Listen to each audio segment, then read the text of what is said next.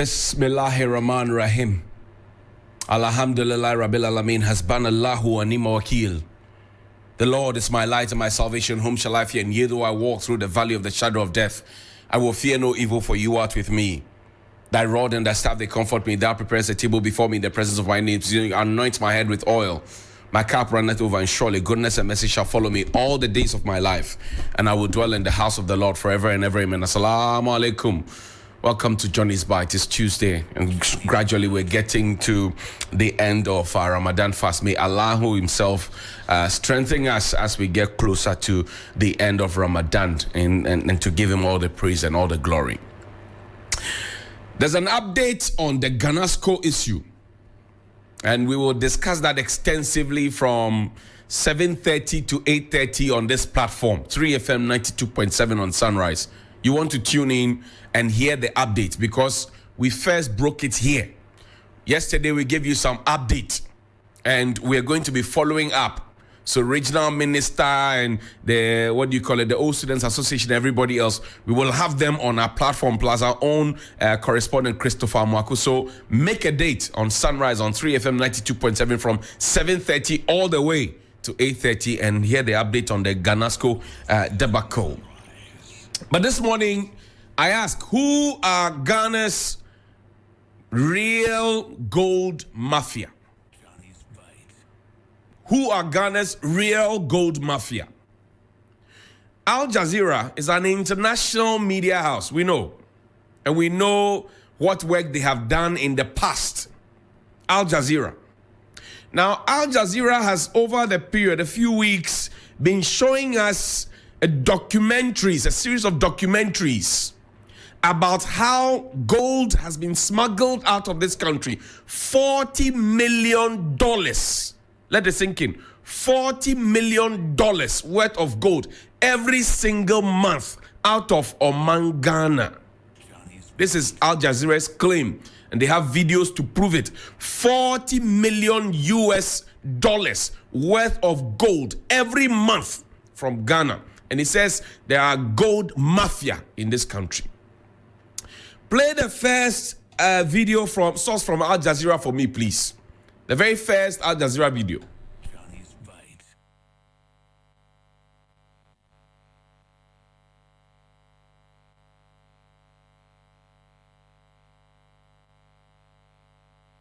Johnny's Bite.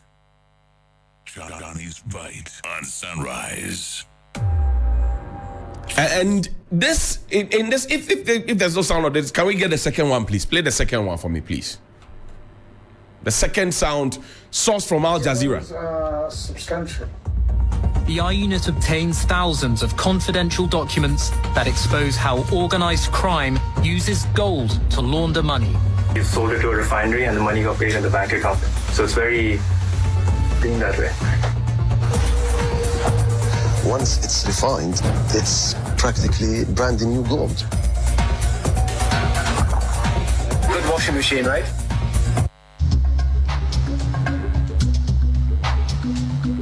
There's no president or head of state like either of us can't get to on this continent. Alistair Matthias is a gold trader. He designs money laundering schemes for African leaders. Next door, Swaziland, the king is a close friend of mine. The Zambia president's close friend of my friend. DRC Congo, the president has invited me several times there to come and build a refinery. Ghana president is a good friend of mine. In fact, he was my lawyer. Like Cyril Ramaphosa here, I know him, I know his kids. Zimbabwe is easy. Johnny's Bite. So these can help people like us to get money clean. And that's Mr. Alistair Matthias. He is a known international money launderer. In fact, he was arrested in this country in 2014, put before a court for swindling a business partner. By 2017, he had been given a clean bill of health by a court in Dubai. So his track record is nothing to worry about. He's known. And he himself in the video, if you go and watch the full documentaries, you would see that severally and many times he had said the kind of person he is, so we won't spend our time on him. But you see, he mentions that the African leaders, and that is where I say most of our leaders are very wicked. They pretend to be clueless, but they indeed are very reckless and wicked. In the tall list that he mentions the name of our president, Nana Addo Dankwa Akufo-Addo, the incorruptible Nana Addo Dankwa Akufo-Addo, because ahead of the 2016 election and before 2012, that was the claim that was sold to us, that President Akufo-Addo is incorruptible. Forget about Martin Amidu calling him the mother serpent of all corruption. That has not been cleared. But my concern is not about Cyril Ramaphosa, because I'm not a South African. My concern is not about Mercy Mnangagwa. He's not my president. My concern is not about the other president. My concern is about my president, who has sovereignty and who has authority over me, takes precedence over me. That's where my interest is. And this is not the first time that the president has been mentioned in such undercover, damning scandals. You remember Anas's documentary, which was also shown on Al Jazeera, number 12, where the president was said to be in somebody's pocket. You remember that? Do you remember Charles Dubois, Dr. Baumia, appearance fee? This is a whole thing, the presidency. And then now this one. So when you hear, for example, gold for oil, that we're taking gold to give you oil, and we are told that we smuggle $40 million worth of gold every month from the country, you start asking questions. Because we say we are fighting Galamsey. Because we say that we are trying to protect the gold. Because we even brought the concept of a Japa. So now the question is that, why is it consistently the president or the presidency that's mentioned? Please pull up the president's lawyer. Young man like me, I'm senior to him. Lawyer Koy Suman, international lawyer by all standards. He says the president has not been in private practice since 2000. Neither has the president nor his law firm, Akufo-Addo, Prempeh and Co., acted as lawyer for this Alistair Matthias or Gold Rust. The president does not know this Matthias or Gold Rust. Ignore the spurious allegations. This is from lawyer Koy Suman. He's one of the president's lawyers, or if the president's lawyer, I should say. Now, lawyer Koy Suman is a very knowledgeable young person. The president is also a lawyer, but he's a fanti like me. I am half fanti, but he's a fanti like me, so I want to speak a bit of fanti. Councillor, Macho, good morning. Mpocho mpede bibisa ode. Abadintina entuman tag Al Jazeera. What them tweet him? Why didn't you tag Al Jazeera in this tweet? Because Al Jazeera is supposed to be the people who published what you say is spurious allegations. So if you were debunking the allegations, why didn't you publish it? And as a lawyer, I am not. As a lawyer, an international lawyer of that nature, why didn't we issue an official statement? Because in one of the stories that's making the rounds, we're told that Al Jazeera actually made a request on the president and the presidency to give some information as to whether they had any dealings with this Alistair Matthias. And the confirmation is that the president does not even remember if he ever represented him. So if that understanding and admission about Al Jazeera is still there, and they still go ahead to publish this libelous, or if you like, drag the president's name in the mud, you as the president's counsel, you hold the duty to take them on in a competent court of jurisdiction. Correct? So number one, you failed to tag Al Jazeera. Number two, you have not officially written to Al Jazeera to register your displeasure and to say that what they said, they got it wrong. Number three, there is no evidence that you have taken them on in a competent court. And I'm saying this because when the #1 issue came with SEC, we went all the way to Dubai in court, even though that matter has not been closed. So we know that it is necessary that we do it. And you see, yesterday I told you, I asked you whether or not in this country, if we are serious at all by asking people to step aside. When it comes to GES and headmasters and vulnerable senior housemasters, we ask them to step aside. When it comes to big fishes, we don't ask anybody to step aside. We didn't ask Osafo Mafu to step aside for Aisha Juan and the rest. But this is a very serious matter because in one breath, we are pretending to be fighting galamsey and protecting the gold. In another breath, we have the president's lawyer saying straight away, so as we as citizens are supposed to accept this, that the president has not practiced since 2000. Even though Akufo-Addo, Prempeh and Co. as a law firm, they also have a mouthpiece that could have spoken for them. It took Mr. Koe Suman at the presidency to be the one explaining. And I'm asking that as a lay person, why haven't we sued Al Jazeera? Why didn't we tag Al Jazeera? Why didn't we mention Al Jazeera? But for the 3 times that the president has been mentioned, there was a man who was a former information minister who is now an MPA boss, a very respected Islamic cleric, Dr. Mustafa Hamid. He said at one time that the presidency has been so depraved. Listen to him. Sunrise. Sad.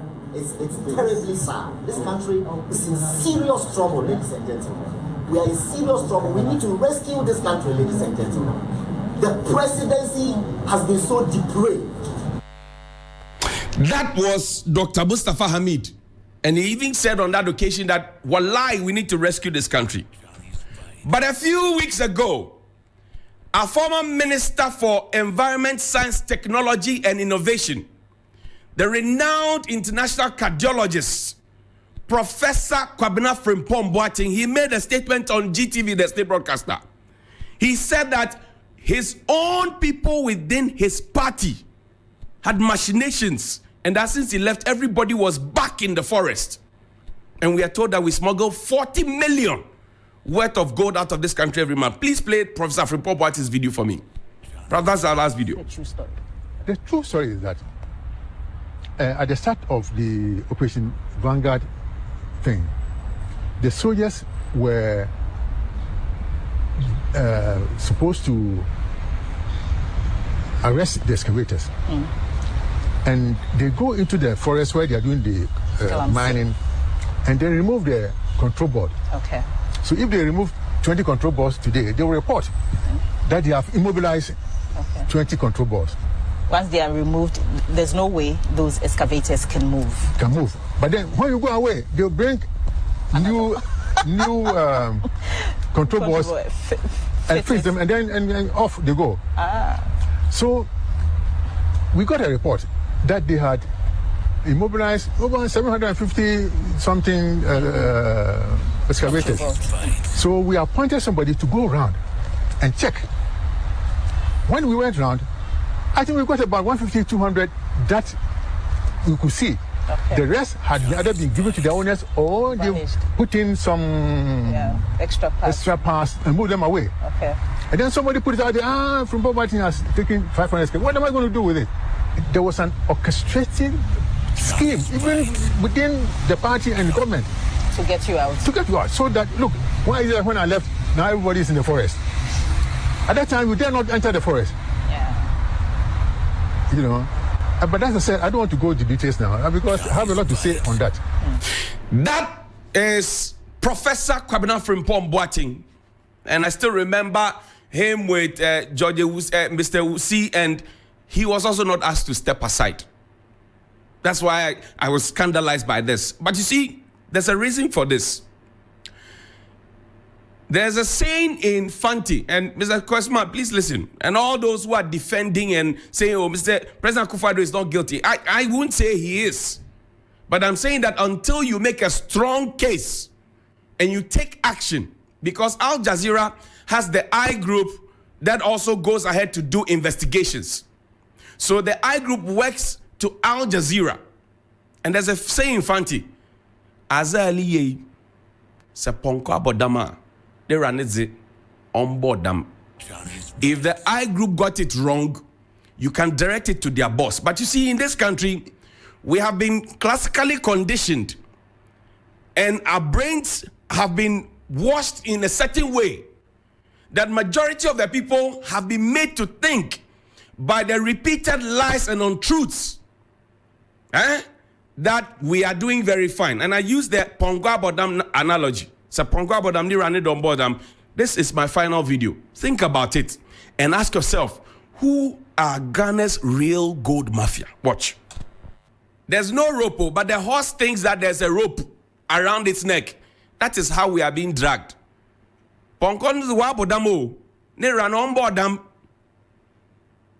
we are watching and we are asking. See, there's no rope, but the horse is made to believe that there's a rope, and that's the kind of belief that we have been giving in this country.